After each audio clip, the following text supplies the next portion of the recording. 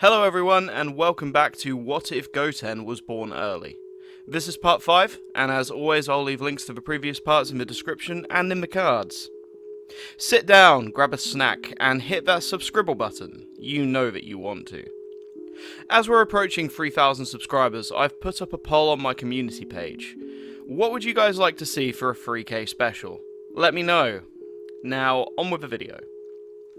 Last time, Beerus woke up and went in search of the Super Saiyan God, leading to Goku's revival and training on Beerus' world. After the Frieza incident, Goten ended up winning the Inter-Universal Tournament, leading to a certain God's master plan. Zamasu made his move, stealing Goten's body and invading Trunks' timeline, only to be almost killed by Vegeta. That is, until his assistant stepped in to heal him. Goten Black unlocked Rose, and the battle continued. Vegeta is quickly pushed onto the back foot here, as Rose proves too much for his Super Saiyan Blue form to handle. Goku tries to step in, but is swiftly knocked back by Zamasu, who reveals his immortality. The group retreat as Trunks and Mai stay behind to play distraction, only to be rescued by Shin and Goten. Now, as Goku and Vegeta arrive back in their own time, Goku makes the decision to learn the Mafuba, while Vegeta goes off to train. Of course, without anyone else there to supervise, Goku and Roshi mix up the seals. Once Goku and Vegeta return to the future, Goku fails to trap Zamasu, while Vegeta gets the upper hand on Black by switching between God and Blue at the point of impact, conserving his energy. Once Zamasu jumps in though, the battle starts to go in their favour. That is, until Goten jumps in too. With Trunks and Goku running distraction on Zamasu, Goten and Vegeta manage to gain some ground against Goten Black, pushing him into a corner and almost defeating him. Unfortunately, the two Zamasus have a backup plan. Using their Potara, the two fuse into merged Zamasu. This is when Shin remembers what the Elder Kaioshin told him about Potara, and offers his to Goku and Vegeta. After Shin is corrected by Goasu and Vegeta realizes that it isn't permanent, he reluctantly agrees, and the two fuse into Vegito for the first time in this story. The two fused warriors clash, but Vegito inevitably splits in two.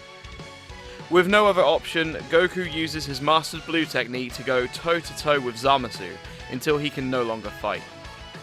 As in the manga, Zamasu begins to split at this point, and Trunks slices them in two, plunging his sword into Goten Black. Unfortunately, they reveal their game and that there are now two merged Zamasu. After Goku gets a very close save from Vegeta, there are even more to contend with. With no other options, Goku presses a button he received from Zeno before Trunks arrived in the past. This timeline Zeno appears and erases the timeline along with Zamasu, as everyone hops in the time machine and disappears back into the present. From here, everything goes as usual, with Goku taking Zeno to the other Zeno, and Trunks and Mai using the time machine to disappear forever into a different timeline. But things don't remain peaceful for long. Before long, the Tournament of Power is announced, and our team this time consists of Goku, Vegeta, Gohan, Goten, Piccolo, Krillin, number 17, number 18, Roshi, and Ten Shinhan. With Goten around, there is no room for Frieza on this team. Everything goes in a similar way to the manga, with Goten being the voice of reason that Frieza was in the manga, albeit without the cruelty. It's Goten who eliminates Universe 9, and it's Goten who inevitably finds himself face to face with Caulifla and Kale. Goten goes easy at first, using his Mastered Super Saiyan 2 against Caulifla, dominating the fight. But Caulifla learns quickly, and Goten is eventually forced into Super Saiyan God. As he gains the upper hand, Kale goes berserk and snaps. Goku has to step in to defend Goten, and Goten has to grab Goku's gi to pull him out of the way so he isn't eliminated. Kale then goes on a rampage, wiping out her own universe and several others before Jiren steps in and punches Kale out of the ring. But just in the nick of time, Kaba sacrifices himself to put the Potara on Kale's ear, and Kefla is born. Kefla knocks out most of the remaining Pride Troopers and starts a fight against Gohan, which ends in a draw and both of them are eliminated, along with Universe 6. Goku unlocks Ultra Instinct thanks to Master Roshi's advice, but loses it just as quickly.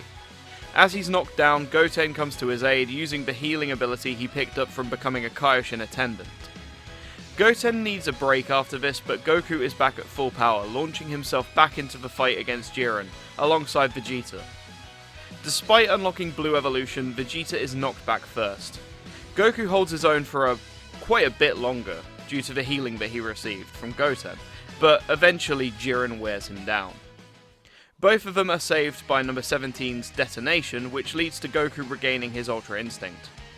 After a tremendous assault on Jiren, Goku loses the form again, and he and Vegeta launch a last-ditch assault on Jiren, resulting in Vegeta's elimination.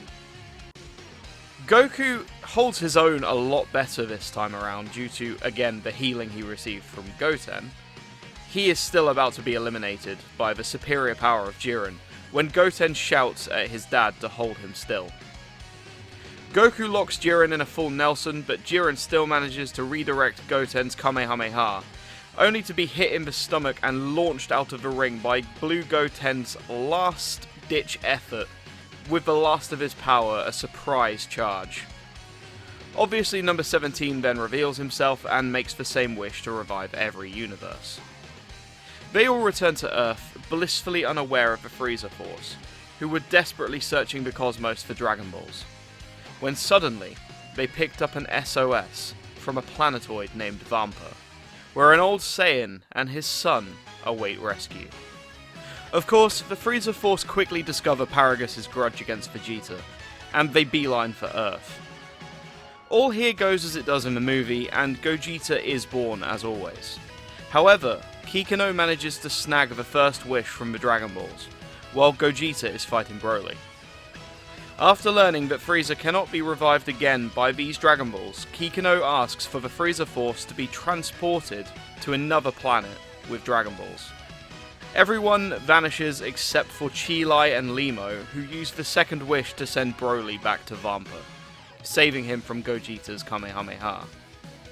As Chi-Lai and Limo fly away towards Vampa, Gogeta is left to wonder where the rest of the Frieza Force could have possibly ended up. And that's where I'll end things for right now. So, what do you guys think? Which planet was the Frieza Force transported to? How will the Moro arc play out? And where will Goten be during the events of the superhero arc? You decide, leave me comments. I'd like to take a moment to thank my channel members, currently listed on the screen. Thank you so much for supporting myself and the channel. Thank you all so much for watching, leave me comments, vote on my poll, and as always, I'll see you in the next one.